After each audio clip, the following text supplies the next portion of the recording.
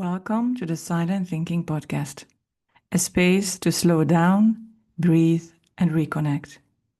Today I'm reading from Walking the Path, A Leader's Journey by Dr. Keith McNally, a reflective story about the inner journey of leadership.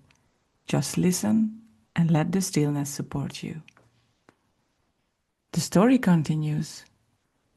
It was late at night when Jose met Julie by the old tree with the treehouse. He left nothing to chance but knew the consequences of his actions. With his reputation in the community, he may well be accused of doing harm to 4 young people, as they did to his great-grandfather upon returning from his trek over the mountains. Jose will be considered an outcast for sure. Even worse, he will be hunted down and killed for corrupting the minds of 4 young people. He was willing to take the chance. If John, Penny, and Liz were in any danger, he had to go help. Few words were spoken as Jose took the last of his 2 horses and walked with Julie along the deer path that led up and into the mountainside. Setting off, the 2 walked quietly in the dark for many a long mile. Up in the mountains, John, Penny, and Liz slept well that night. They felt ready for the next trek into the unknown, but John said they should wait 1 more day at least so that their bodies can fully take on the next leg of their journey. As a team, they agreed. "How should we cross the river?" Liz asked. Her face showed concern. She could swim, but the current looked too strong for any of them if the water got too deep. "That's a good question," John said. "I've been trying to think of the best way to get us all over the river. Since the deer are able to cross, it must not be too deep. It's the cold I'm concerned about." "It doesn't look that wide," Penny added. "Maybe 20 feet across." "That looks about right," John added. "But the bigger problems are the cold and the current. If the deer can cross, it's probably mostly a shallow river, but there's no way of knowing how shallow until we get it in." "Well," Penny said, "there's only one way to know for sure.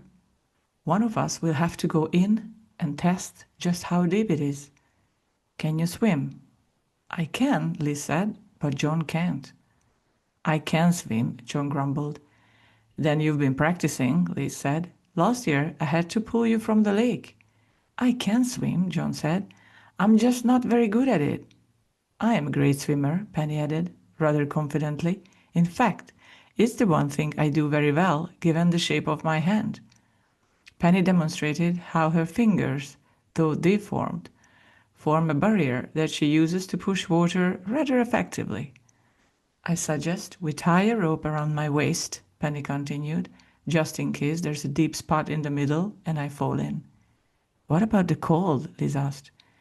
"We're going to have to be tough," Penny said. "What about Benji?" Liz asked. "And Bessie?" "One of us will have to carry him across," John said. "I can do that. And once we figure out just how deep the river is, we can help Bessie navigate the way across as well." The 3 of them devised a plan that would send Penny across the river. They would tie a rope around her, just in case.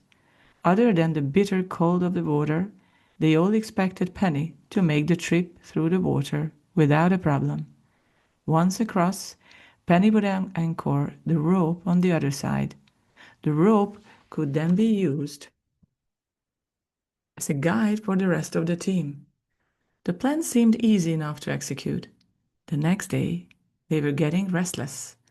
They decided to test their way across the stream. They kept Bessie tied to the nearest tree. "Ready?" John asked as he held one end of the rope. "Yes," Penny said. Her voice wavered. With her pack steady on her back, she waded into the water. "Don't let go of the rope." John showed her the rope in his hands as he and Liz watched Penny slowly make her way into the river. "Cold," Penny said.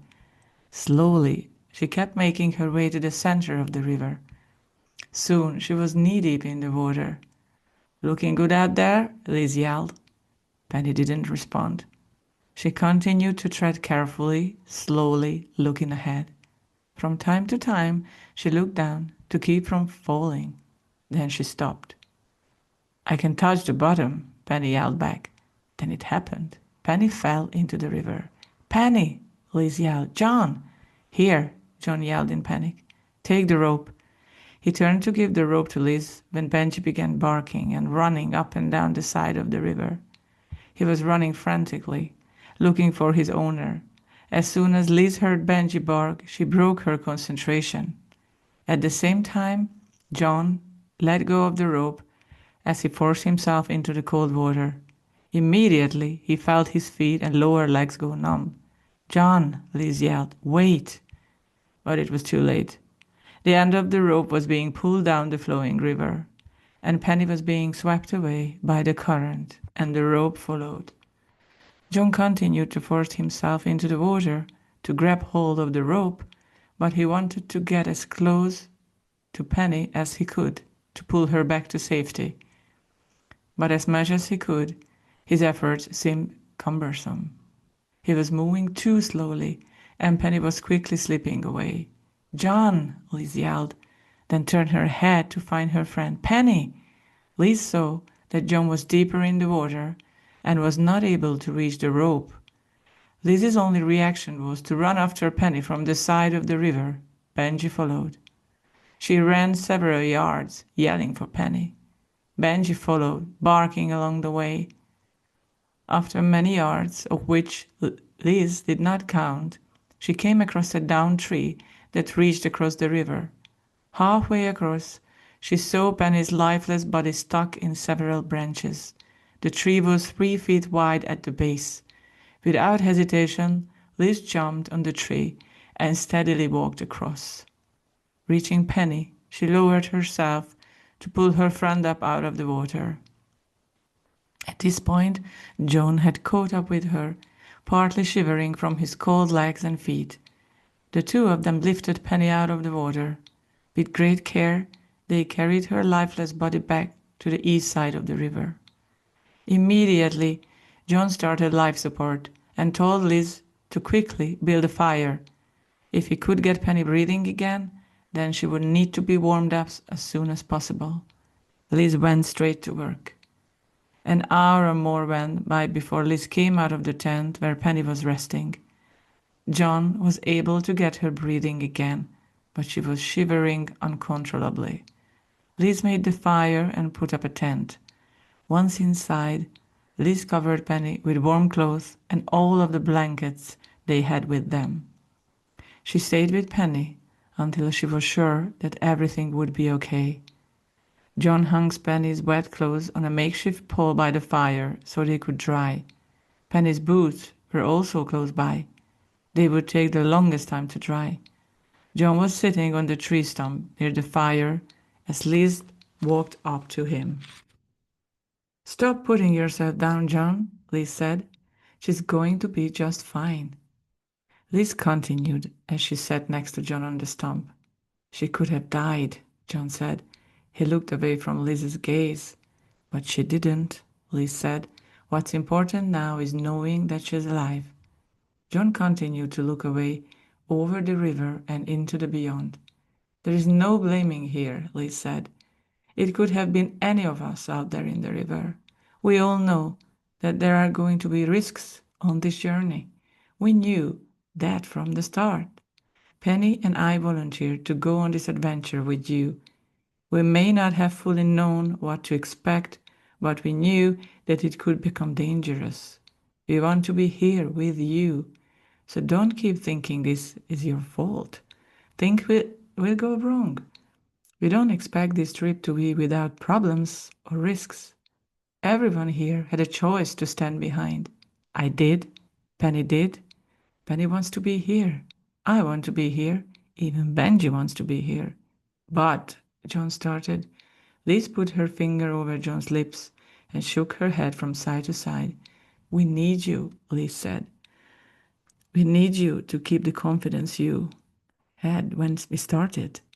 We need to be able to trust you. We do trust you. We need to know that you are not second-guessing yourself. We need to know that you will see this as a learning opportunity. Just like when I saved you from drowning last year. Please breathe deeply. We need to know that you're not going to give up on yourself, Liz said at last. John nodded and smiled weakly. Then he stood up. I need to get Bessie. And he walked north, back up to the trail they left earlier that day. Thank you for sharing this quiet moment with me. If this brought you peace, please subscribe to my YouTube channel, like the video, and share it with someone who might need a little stillness too. Until next time, keep listening inward.